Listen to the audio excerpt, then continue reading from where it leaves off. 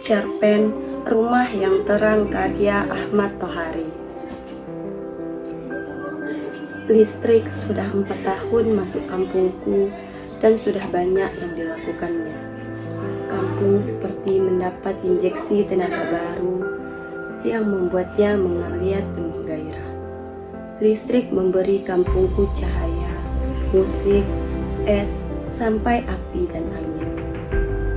Di kampungku, listrik juga membunuh bulan dan langit. Bulan tidak lagi menari hati anak-anak. Bulan tidak lagi mampu membuat bayang-bayang pepohonan. Tapi kampung tidak merasa kehilangan bulan, juga tidak merasa kehilangan 3 laki-laki yang tersengat listrik hingga mati. Sebuah tiang lampu tertancap di depan rumahku, seperti semasa teman-temannya sesama tiang listrik yang membawa perubahan pada rumah yang terdekat. Demikian halnya beton lasing yang menyangga kabel-kabel di depan rumahku.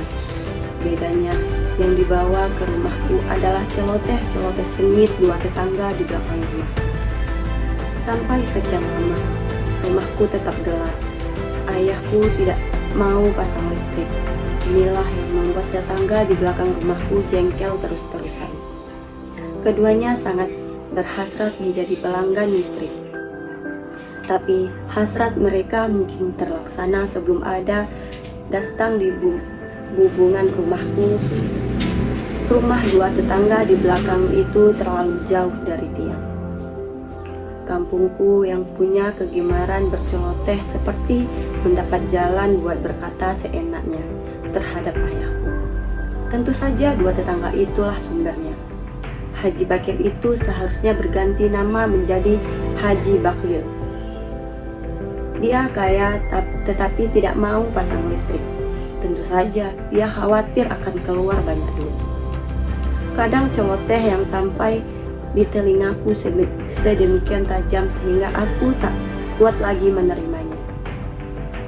Mereka mengatakan ayahku memelihara tuyul. Tentu saja Haji Bakir tak mau pasang listrik karena tuyul tidak suka cahaya terang. Yang terakhir, kedua tetangga itu merencanakan tindakan yang lebih jauh. Entah belajar dari mana mereka menuduh ayahku telah melanggar asas kepentingan umum. Mereka menyamakan ayahku dengan orang yang tidak mau menyediakan jalan bagi seorang yang bertempat tinggal di tanah yang terkurung. Konon mereka akan mengadukan ayahku kepada lurah. Aku sendiri bukan tidak punya masalah dengan sikap ayah. Pertama, akulah yang lebih banyak menjadi bulanan-bulanan celoteh yang kian meluas di kampungku. Ini sungguh tidak nyaman. Kedua, gajiku sebagai propagandis pemakaian alat kontrasepsi memungkinkan aku punya radio, pemutar pita rekaman, juga TV karena aku masih bujangan. Maka alangkah konyol sementara listrik ditawarkan sampai ke depan rumahku.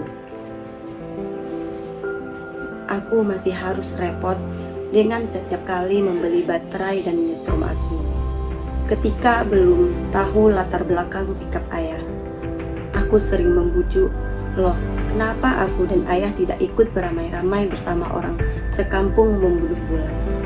Pernah kukatakan, apabila ayah enggan mengeluarkan uang, maka pasal memasang listrik akulah yang menanggung biaya. Karena kata-kataku ini ayah tersinggung. Tasbih di tangan ayah yang selalu berdecit tiba-tiba berhenti. Jadi kamu seperti orang-orang yang mengatakan aku bahlil dan pelihara tuyul. Aku menyesal, tapi tak mengapa, karena kemudian ayah mengatakan alasan yang sebenarnya mengapa beliau tidak mau pasang listrik. Dan alasan itu tak mungkin kukatakan kepada siapapun. Khawatir hanya mengundang celoteh yang lebih menyakitkan. Aku tak rela ayah mendapat cercaan lebih banyak. Betapa juga ayah adalah orang tuaku yang membiayai sekolahku sehingga aku kini adalah seorang propagandis pemakaian alat kontrasepsi. Lalu mengapa orang kurang menghayati status yang kini kumiliki? menjadi propagandis tersebut tidak hanya membawa keuntungan materi berupa gaji dan insentif, melainkan adalah lagi yang lain. Jadi, aku mengalah pada keteguhan sikap ayah, rela setiap kali beli baterai dan nyentrum aki, dan rela menerima celoteh orang sekampung yang tidak hentinya. Ketika ayah sakit, beliau tidak mau dirawat di rumah sakit. Keadaan beliau makin hari makin serius, tapi beliau bersiteguh tak mau dia off net. Aku berusaha menyingkirkan perkara yang kukira menyebabkan ayah tak mau masuk rumah sakit. Apakah ayah khawatir di rumah sakit nanti ayah akan dirawat dalam ruangan yang diterangi lampu listrik? Bila demikian halnya, maka akan kuusahakan agar mereka menyalakan lilin saja khusus bagi ayah. Tanggapan ayah ada rasa tersinggung dan terpancar dari mata beliau. Sudah beribu mengucap, "Ya Tuhan, lagi-lagi aku menyesal," dan jiwaku mendadak buntu ketika mendengar ucapan ayah yang keluar tersendat-sendat. "Sudahlah nak, kamu lihat sendiri aku hampir mati. Sepeninggalku nanti, kamu bisa secepatnya memasang listrik di rumah ini." Tidak pernah sekalipun aku mendengar kata-kata ayah yang mengandung ironi demikian tajam. Sesalku tak habis-habisnya, dan malu kewahilanku melakukan pendekatan verbal yang biasanya aku lakukan selama menjadi propagandis alat kontrasepsi ternyata hanya punya arti negatif di hadapan ayah. Lebih malu lagi karena ucapan ayah tadi adalah kata-kata terakhir yang ditunjukkan kepadaku. 100 hari sudah kematian ayah, orang-orang bertahlil di rumahku sudah duduk di bawah lampu non 20 watt. Mereka memandangi lampu dan tersenyum. Dua tetangga belakang yang tentu saja sudah pasang listrik mendekatiku. "Nah, lebih enak dengan listrik ya mas."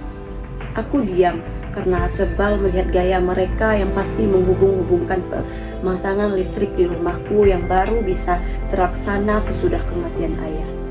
Oh, mereka tidak tahu bahwa aku sendiri menjadi linglung.